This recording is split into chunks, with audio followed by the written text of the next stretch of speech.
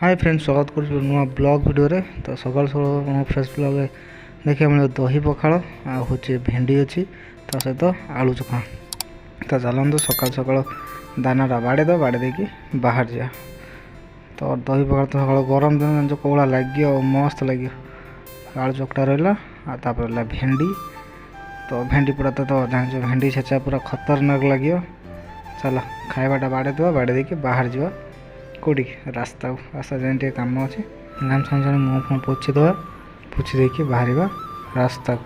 चल शोष लगे चलो शोष कहीं पानी टी पीदे फ्रिज रे बसई जो ओआरएस पानी तो ठंडा लगे बोली सेटा काढ़ के पीवा ये रखी फास्ट तो देखो मैंगो बोटल नाइक रखी ठंडा रहा टे ओआरएस टा मीठा मीठा लगे ऑरेंज टाइप रो तो से रखी रहा बोटल पानी देख पारे तो पीदे पी देखी बाहर जा कौटी रास्ता को बोटल को से भाव खोला गोटे हाथ तो कैमेरा अच्छे खोली पारे गोटे हाथर मैंने पूरा पानी गरम दिन ठंडा लगे ठंडा लगे आप खुशी जानते गरम दिन तो गोटे जिनस ठंडा पानी।